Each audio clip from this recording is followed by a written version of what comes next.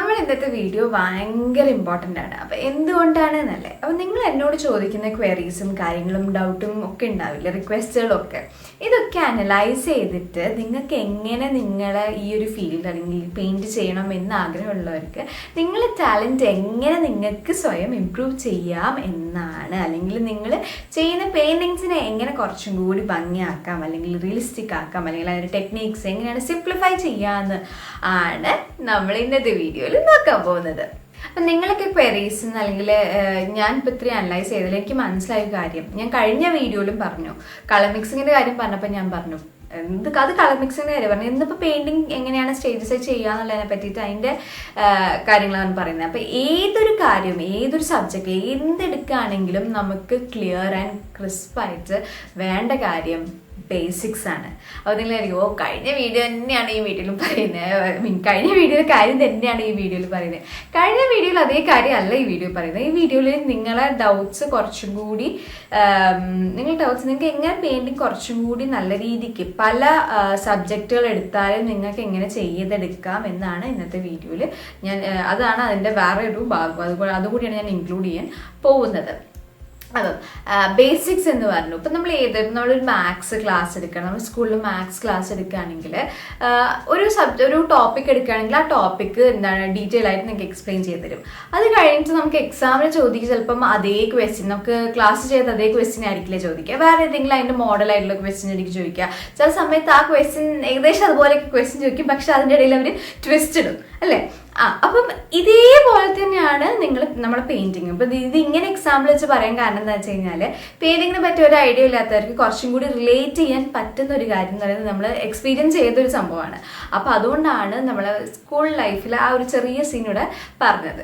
അപ്പം അതേപോലെ തന്നെയാണ് എന്താണ് നമ്മളെ പെയിന്റിങ്ങും. അതായത് ഇപ്പം ഞാൻ നിങ്ങൾക്ക് ബേസിക് ആയിട്ടുള്ള കുറേ കാര്യങ്ങൾ ഓൾറെഡി പറഞ്ഞു തന്നു. അപ്പം എന്നിട്ടും എനിക്ക് കുറേ ഡൗട്ട്സ് കുറേ പേര് ചോദിക്കുന്നുണ്ട്. അപ്പം അതുകൊണ്ടാണ് ഞാൻ ഇങ്ങനെ ഒരു വീഡിയോ ചെയ്യാൻ തന്നെ കാരണം ബേസിക് വീഡിയോസ് ഓൾറെഡി അപ്ലോഡ് ചെയ്യുന്നുണ്ട്. പിന്നെയും എന്തുകൊണ്ട് നിങ്ങൾക്ക് ഡൗട്ട്സ് വരുന്നു, അതാണ് എൻ്റെ ചിന്ത കേട്ടോ. നിങ്ങൾ ഡൗട്ട്സ് ചോദിക്കുന്നത് തെറ്റാന്നല്ല പറയുന്നത്, നിങ്ങൾ ചോദിക്കുന്നത് ശരിക്കും നല്ലതാണ്. അതുകൊണ്ടാണ് ഞാൻ ചിന്തിക്കുന്നതും അതുകൊണ്ടാണ് ഞാൻ ഇങ്ങനത്തെ ഓരോ വീഡിയോസ് ആയിട്ട് വരുന്നതും. അപ്പം നിങ്ങൾക്ക് എന്തെങ്കിലും ഡൗട്ട്സ് ഉണ്ടെങ്കിൽ നിങ്ങൾ ചോദിക്കുക. ഒരു പക്ഷേ അന്നേരം തന്നെ ആ മൊമെന്റ് തന്നെ നിങ്ങൾക്ക് ചിലപ്പോൾ റെസ്പോൺസ് കിട്ടിയെന്ന് വരില്ല. പക്ഷെ ഇതേപോലെ ഏതെങ്കിലും ഒരു വീഡിയോസിലും അല്ലെങ്കിൽ ഞാൻ എന്തായാലും നിങ്ങൾക്ക് റിപ്ലൈ തരും. പക്ഷെ ലേറ്റ് ആയാലും ഞാൻ എന്തായാലും റിപ്ലൈ തരും. അപ്പം അതുകൊണ്ട് നിങ്ങൾ ഡൗട്ട്സ് ഉണ്ടെങ്കിൽ നിങ്ങൾ ചോദിക്കുക തന്നെ ചെയ്യുക കേട്ടോ. അപ്പോൾ നമ്മളെവിടെയാണ് നിർത്തിയ മാത്സ് എക്സാമ്പിളായിട്ട് പറഞ്ഞത്. ഓക്കെ, അപ്പോൾ നമ്മൾ പെയിൻറ്റിങ്ങും അതേപോലെ തന്നെ നിങ്ങൾക്ക് എന്താണ് ഞാൻ പറഞ്ഞിരുന്നത്, നിങ്ങൾക്ക് ബേസിക്സ് ഞാൻ പറഞ്ഞു തന്നു. അപ്പോൾ എന്തുകൊണ്ട് നിങ്ങൾക്ക് അതിനെ ഡെവലപ്പ് ചെയ്യാൻ കഴിയുന്നില്ല? ഓക്കെ, ഞങ്ങൾ ഇത്രയും വീഡിയോസ് ഇട്ടു. ഇപ്പം നമ്മൾ 200th വീഡിയോ കടന്നോ? ഓക്കെ, എനിക്കറിയില്ല, ഞാൻ നോക്കിയിട്ട് പറയാം. 200th വീഡിയോ നമുക്ക് സർപ്രൈസ് ആക്കണം, നിങ്ങൾ ഐഡിയ പറയണം എന്നൊക്കെ പറഞ്ഞിട്ടുണ്ടായിരുന്നു. 200 ആയോ എന്ന് എനിക്കറിയില്ല. അപ്പം ഞാൻ ഒന്ന് നോക്കിയിട്ട് will get back in the community tab section. Okay, നമ്മളെവിടെയായിരുന്നു?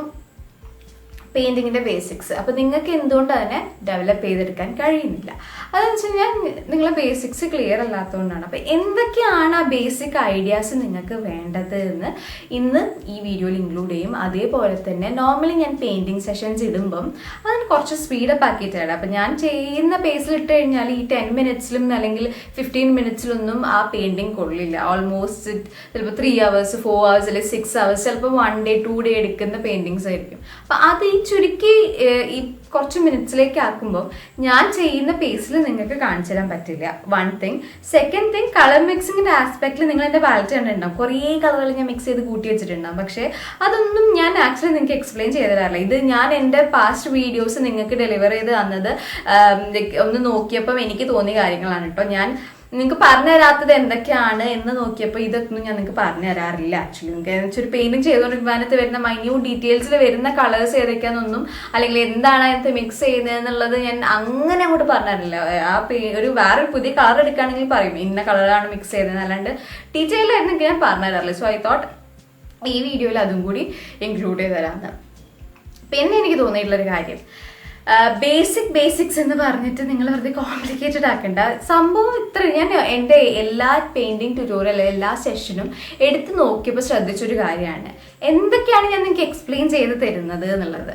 അപ്പോൾ ഒരു പെയിന്റിങ് എടുക്കുകയാണെങ്കിൽ നമ്മൾ ഇന്നാളെ ചെയ്ത ഒരു ഗ്ലാസിൻ്റെ ആ പെയിന്റിങ്, ആ ഒരു എന്താ പറയുക ഒരു റെയിനി ഡേന്റെ പെയിന്റിങ് എടുക്കുകയാണെങ്കിൽ അത് ഞാൻ എന്താ പറഞ്ഞതെന്ന് വെച്ചാൽ ആദ്യം നിങ്ങൾ ബേസ് കോട്ട് അടിക്കുക, പിന്നെ ലെയർ ചെയ്യുക. ഓക്കെ, പിന്നെ ഞാൻ പറഞ്ഞത് അത് ബ്ലെൻഡ് ചെയ്യുക, കളേഴ്സിനെ ബ്ലെൻഡ് ചെയ്യുക, പിന്നെ ഡീറ്റെയിൽസ് മൈന്യൂട്ടായിട്ട് ഡീറ്റെയിൽസ് അങ്ങനെ അങ്ങനത്തെ ഒക്കെ ഉണ്ടെങ്കിൽ അതൊക്കെ ആഡ് ചെയ്ത് കൊടുക്കുക, ഫൈനലി ഹൈലൈറ്റ് ചെയ്യുക.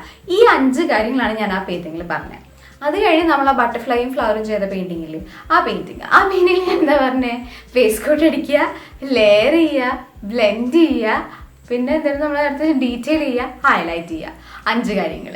അപ്പം ഞാൻ നോക്കുമ്പം എല്ലാ പെയിന്റിങ്ങിൻ്റെ നറേഷനിലോ അല്ലെങ്കിൽ നിങ്ങൾക്ക് എക്സ്പ്ലെയിൻ ചെയ്ത് തരുന്നതിലും ഈ 5 കാര്യങ്ങളാണ് ഞാൻ പറയുന്നതും ഈ 5 കാര്യങ്ങളാണ് ഞാൻ ചെയ്യുന്നതും. ഓക്കെ, എല്ലാ പെയിന്റിങ്ങിലും ഞാൻ ഒരേ ടെക്നിക്സ് ഒരേ കാര്യങ്ങളാണ് ചെയ്യുന്നത്. പക്ഷേ ബ്രഷ് യൂസ് ചെയ്യുന്നത് ഞാൻ നിങ്ങൾക്ക് പറഞ്ഞു വൈഡ് റേഞ്ച് ഓഫ് ബ്രഷസ് നമുക്ക് അവൈലബിൾ ആണ്. പക്ഷെ ഞാൻ അതൊന്നും യൂസ് ചെയ്യില്ല. ഞാൻ കൂടി വന്ന 3 ബ്രഷ് അല്ലെങ്കിൽ 4 ബ്രഷാണ് യൂസ് ചെയ്യുന്നത്. അപ്പം അതിനകത്ത് വേരിയന്റ് ടെക്നിക്സ് വരാൻ ചാൻസ് വളരെ കുറവാണ്. പിന്നെ ഞാൻ യൂസ് ചെയ്യുന്ന കുറച്ച് ബ്രഷുകൾ ഫാൻ ബ്രഷൊക്കെയാണ് ഗ്രാസ് ചെയ്യാൻ വേണ്ടിയിട്ട്.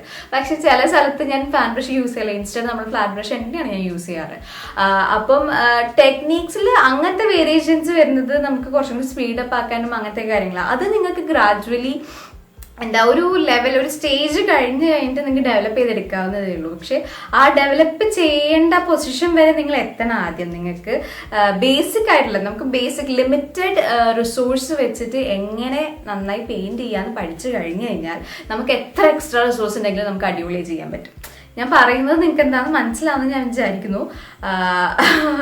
കോംപ്ലിക്കേറ്റഡ് ആയി കാണരുത് ബേസിക്കലി, അതാണ് എനിക്ക് പറയാനുള്ളത്. എനിക്ക് പലരും എനിക്ക് മെസ്സേജ് അയച്ചിട്ട് അല്ലെങ്കിൽ ഇന്ന് ഞാൻ കുറേ പേർക്ക് യൂട്യൂബിൻ്റെ ഇതിനകത്ത് കമൻറ്റ് സെക്ഷനകത്ത് റിപ്ലൈ കൊടുക്കുന്നുണ്ട്. എനിക്ക് പലതിലും തോന്നിയെന്ന് വെച്ച് കഴിഞ്ഞാൽ നിങ്ങളതിനെ ഭയങ്കര കോംപ്ലിക്കേറ്റഡ് ആയി കാണുന്നത്. എന്നോട് പറയുന്നുണ്ടായിരുന്നു, ചേച്ചി സിമ്പിൾ പെയിൻറ്റിങ് ചെയ്യ്.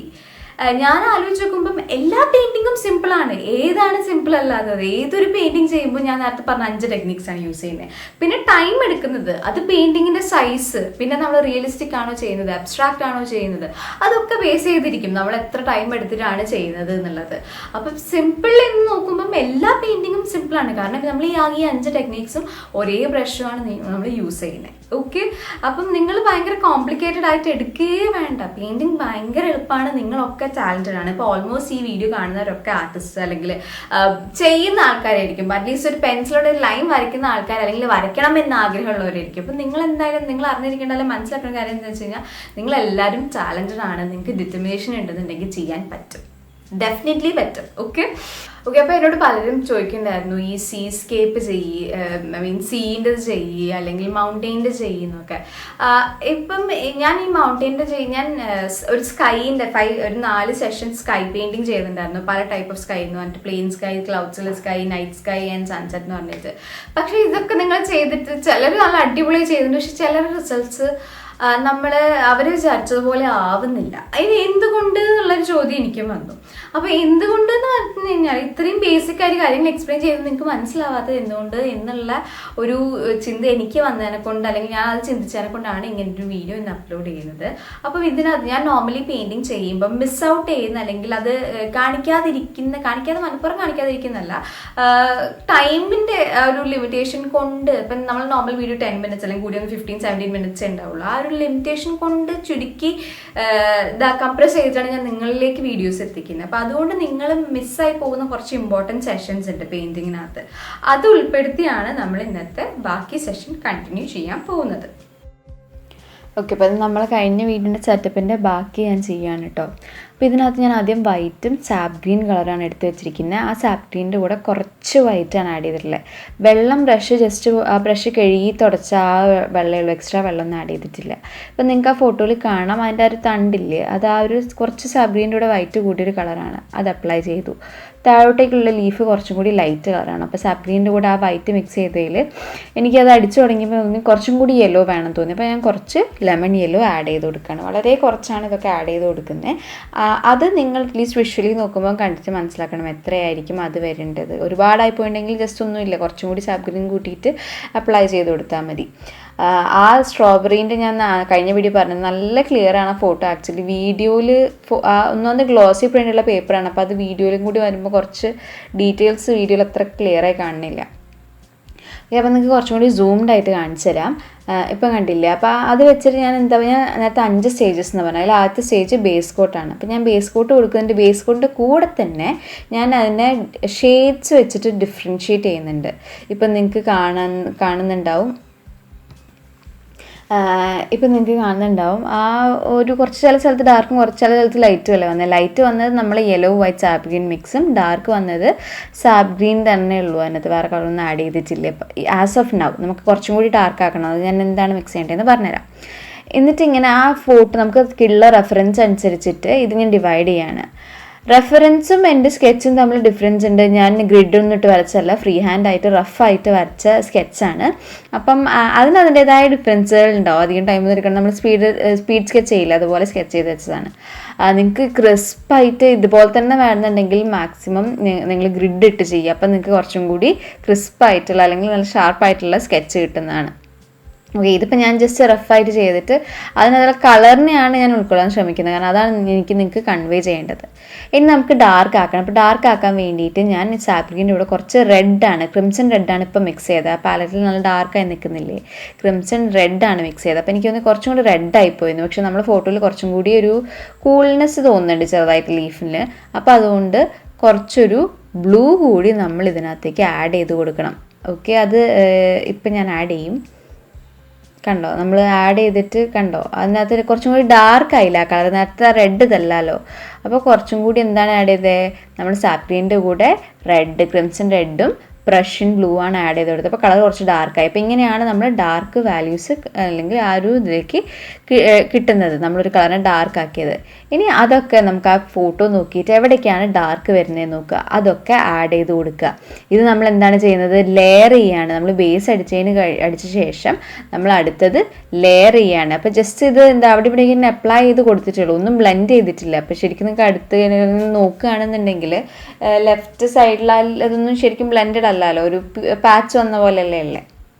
അപ്പം ബ്ലെൻഡ് ആക്കിയിട്ടില്ല, ജസ്റ്റ് അടുത്ത ലെയറായിട്ട് ഇതിൻ്റെ ബാക്കി ഡിഫറൻസുകൾ കൊടുക്കുകയാണ്. ഞാൻ പറഞ്ഞു ബേസ് കോട്ട് മാത്രമാണ് നമ്മൾ അടിച്ചിട്ടേന്നുണ്ടെങ്കിൽ എന്താണ് അതിനൊരു ഡെപ്ത്, ഒരു ലൈഫ് തോന്നിക്കില്ല പ്ലെയിൻ ആണെങ്കിൽ. അപ്പോൾ അതിന് പല കളറുകൾ അതിനകത്തേക്ക് വരണം. അങ്ങനെ വന്നാലാണ് എന്താണ് അതിനൊരു ലൈഫ് തോന്നിക്കുന്നത്.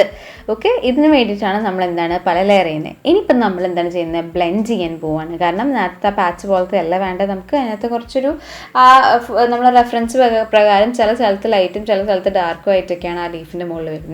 ആ ഒരു എഫക്റ്റ് നമുക്ക് കിട്ടണം എന്നുണ്ടെങ്കിൽ എന്താണ് നമ്മൾ കളേഴ്സ് ബ്ലെൻഡ് ചെയ്യണം.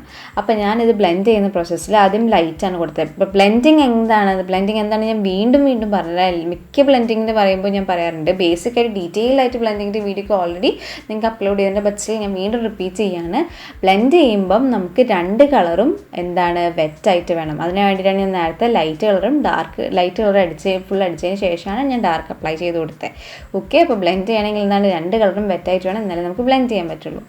ഇനി നമ്മൾ വീണ്ടും കുറച്ച് ലെയറിങ് ആണ് ചെയ്യുന്നത്. കാരണം ലെയർ ചെയ്യുന്നതെന്ന് വെച്ച് കഴിഞ്ഞാൽ ചില സ്ഥലത്ത് കുറച്ചും കൂടി ലൈറ്റാണ്, പക്ഷെ ഡ്രൈ ആയപ്പോൾ കുറച്ച് ഡാർക്കായിപ്പോയി, കുഴപ്പമില്ല. അപ്പോൾ അത് നമുക്ക് വേണ്ട കളറിലേക്ക് എത്തിക്കാൻ വേണ്ടിയിട്ട് കുറച്ചും കൂടി ലൈറ്റ് ആക്കാൻ വേണ്ടിയിട്ട് ലെയറിങ് ആണ് ചെയ്തത്. ഓക്കെ, അപ്പം നമ്മൾ നേരത്തെ പറഞ്ഞ 5 ടെക്നീക്സിൽ 3 പറഞ്ഞു. ഇനി ഡീറ്റെയിലും ഹൈലൈറ്റാണ് ബാക്കി. അപ്പോൾ അതിനകത്ത് ആക്ച്വലി ആ സ്റ്റെമ്മിൻ്റെ ഉള്ളിൽ ചില സ്ഥലത്ത് കുറച്ച് വൈറ്റ് അല്ല കുറച്ച് ലൈറ്റായിട്ട് പാച്ചുകളുണ്ട്. അപ്പോൾ ആ പാച്ചസ് ഒക്കെ ഒന്ന് ആഡ് ചെയ്ത് കൊടുക്കുകയാണ്. അപ്പോൾ അതിന് ആ സാപ്പ് ഗ്രീൻ്റെ കൂടെ, അതായത് വൈറ്റ് കൂടുതൽ വൈറ്റും വളരെ കുറച്ച് സാപ്പ് ഗ്രീനും, കാരണം കുറച്ച് വൈറ്റായിട്ട് നിന്നെങ്കിൽ അത് ഡിസ്റ്റിങ്വിഷബിൾ ആയിട്ട് നിൽക്കുള്ളൂ. അപ്പോൾ അതിന് വേണ്ടിയിട്ട് കുറച്ച് വൈറ്റും അതും കൂടെ മിക്സ്. പിന്നെ എവിടെയെങ്കിലുമൊക്കെ കുറച്ച് ലൈറ്റ് ആവണം എന്നുണ്ടെങ്കിൽ ആ റെഫറൻസ് അനുസരിച്ച് എവിടെയെങ്കിലുമൊക്കെ തെറ്റി അല്ലെങ്കിൽ ഡാർക്ക് കയറിപ്പോയി കുറച്ചും കൂടി ലൈറ്റാണ് കയറണമെന്നുണ്ടെങ്കിൽ അതൊക്കെ ഡീറ്റെയിലിങ്ങിൻ്റെ ഭാഗമായിട്ട് ജസ്റ്റ് ആഡ് ചെയ്ത് കൊടുക്കുക. ലെയറിങ് ടെക്നിക്ക് യൂസ് ചെയ്ത് ഞാൻ ഡീറ്റെയിൽ ചെയ്യുന്നത്. പക്ഷേ നമ്മൾ ഗ്രാസ് ഒക്കെ ചെയ്യുമ്പോൾ ലെയറിങ് തന്നെയാണ്, പക്ഷേ അതിന് നമ്മൾ ടാപ്പ് ചെയ്യുമ്പം ബ്രഷിൻ്റെ മൂവ്മെൻറ്റിൽ വരുന്ന വേരിയേഷൻ ഇല്ലേ, ആ ഒരു വേരിയേഷൻ വരുന്നേ ഉള്ളൂ. ഞാൻ പക്ഷേ നിങ്ങൾ എൻ്റെ പെയിൻറ്റിങ് നോക്കുകയാണെങ്കിൽ മിക്കപ്പോഴും ഈ ഒരു റൗണ്ട് ബ്രഷ് അല്ലെങ്കിൽ ഒരു ആംഗിൾ ബ്രഷാണ് ഞാൻ യൂസ് ചെയ്യുന്നത്. വേറെ ബ്രഷ് അങ്ങനെ അധികം യൂസ് ചെയ്യാറേ ഇല്ല ഞാൻ, എക്സ്പെഷ്യലി ആക്രിലിക് പെയിൻറ്റിങ് ചെയ്യുമ്പോൾ.